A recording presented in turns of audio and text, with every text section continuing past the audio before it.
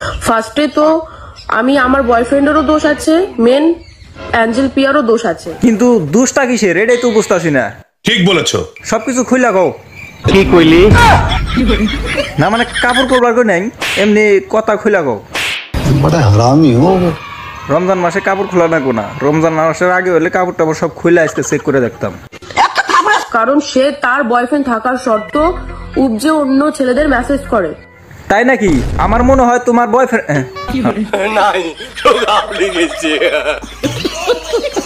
তোমার বয়ফ্রেন্ডের মন কয় বড়। কি বলছিস? মানে মন বড়। কারণ বং মিডিয়া উজ্জ্বলদার মতন এত বড় একটা সেলিব্রিটি মানুষ থাকতেও এঞ্জেল প্রিয়া তোমার বয়ফ্রেন্ড নিয়ে টানাটানি করে কি জন্যে? তো প্রথমে এই ভিডিওটা দেখে ভাবছিলাম যে এঞ্জেল প্রিয়ার মুখে আসলে কোনো দোষ নাই, খালি এই ভিডিও মুখে একলা বক বক করতেছে। আর ভিডিওটা ডাউনলোড করে ভাবছিলাম যে এই ভিডিওটা ঠিকছে ধুয়ে দেবো, কিন্তু একটা দিন ওয়েট করার পরে আজকে যে সময় এই ভিডিওটা আমার সামনে আসলো তারপরে একটা কথাই বলতেছে। তবে হ্যাঁ, আমাদের মাঝে একটু ঝামেলা চলছে, এই ঝামেলার জন্য আমরা দুজনকে আলাদাভাবে রেখেছি। তো এই কথাটা শোনার পর আমি ভাবলাম যে না আসলে একাতে কোনদিন তালি বাজে না, কিছু একটা না হলে কিন্তু মানুষ এমনি গুজব পড়ায় না। ঠিক আছে, তো চলো তারপরে দেখো কি কি কইছে।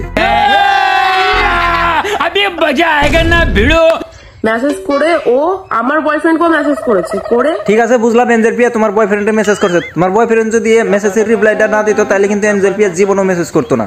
সঠিক বলেছেন। এনে এঞ্জেল প্রিয়ার একলা কোনো দোষ নাকি? একটা চ্যাংরা প্লান আগে খোঁচায়, ওটা আমার জানা আছে।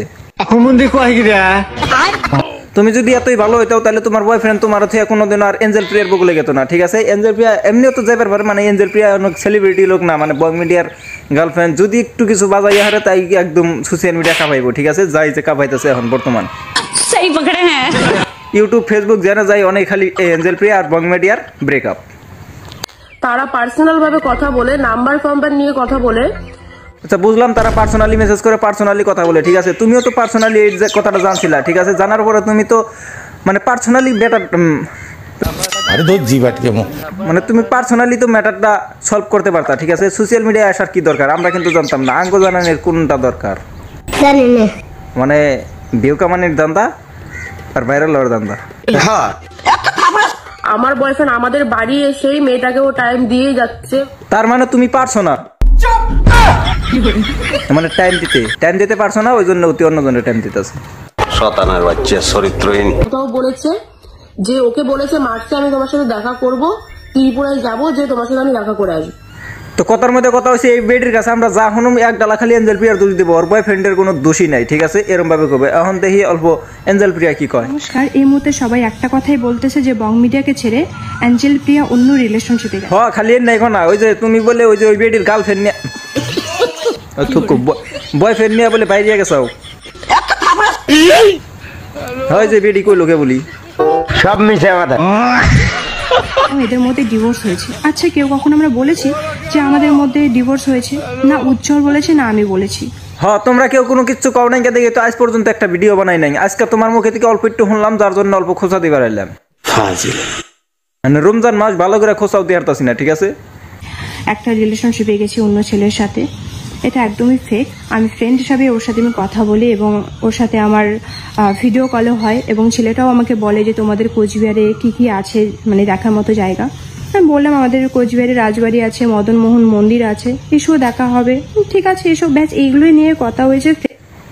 তো যাই হোক এঞ্জেলপুরি, তোমার একটা কথা কই, কথার মধ্যে কথা হয়েছে এগিনা বাদ দাও। ঠিক আছে, সোশ্যাল মিডিয়ার মধ্যে বং মিডিয়া তোমার হাতে, মানে আজ পর্যন্ত যদি কোনো খারাপ কমেন্ট না কাপড় বললো কার থাকে তাহলে তোমরা দুজনই আসাও।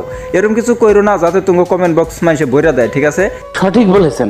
তো বং মিডিয়া কিন্তু তোমার জন্য বহুত কিছু করতেছে, তুমিও কিন্তু করছো, আমরা দেখতেছি। মানে ভিডিওর মধ্যে তুমি দুজনটা কিন্তু ভালোই মানায়। বেকার খালি এখানে আজে বাজে ঝামেলা করে মানুষের মানে অন্য কিছু করে কোনো লাভ নাই। ব্যক্তি ভালো হয়ে যাও। ঠিক আছে, না সোশ্যাল মিডিয়ার মধ্যে ফালাফালি বাইরুন। আজকে তুমি আর রিপ্লাই দেবে, কালকে অতি তোমার রিপ্লাই দেবো। এরকম করতে করতে কিন্তু মানে ভাবতা চাও যে ভাইরাল হইবে না। ফেস ভাইরাল ঠিকই হবো, কিন্তু নাম কিন্তু মান সম্মান কিন্তু থাকবো না লাস্টে। ঠিক আছে, কমেন্ট বক্সে কিন্তু এক ডালা ওই যে অন্য কাপড় ব্লগারের মতন আসা স্টার্ট করবো। ঠিক বলেছো। তো যাই হোক, আজকের মতন ভিডিও পর্যন্ত। ভিডিও ভালো লাগলে লাইক করো, পেজে ফলো করো, আর চ্যানেলে অবশ্যই সাবস্ক্রাইব করো। ডিসক্রিপশনে ফেসবুক পেজ, ইনস্টাগ্রামের লিঙ্ক থাকবে, ফটাফট ফলো করো। তো এঞ্জেল প্রিয়া মনে হলাও আসলে কিন্তু অব কিছুই নাই, তো এখানে নিয়ে স্পেশাল বরাবর। আর আরেকটা কথা, ফাইনালি আমি কিন্তু একটা নতুন দোকান ওপেনিং করছি মানলাপাড়া তিনালি বাজারের মধ্যে। তো সেকেন্ড হ্যান্ড মোবাইল যদি লাগে কের সেকেন্ড হ্যান্ড মোবাইল নিতে পারবা। সেকেন্ড হ্যান্ড মোবাইল মানে মোবাইল হারা রিপেয়ারিং করা মানে display change battery change in total মানে মোবাইল হারার যে কোনো কাম আছে তো আসতে পারো আমার দোকানে, ঠিক আছে। দোকানটা মানে আমি জাস্ট দোকানে যাবেন নিছি, এখন রাস্তায় আছি।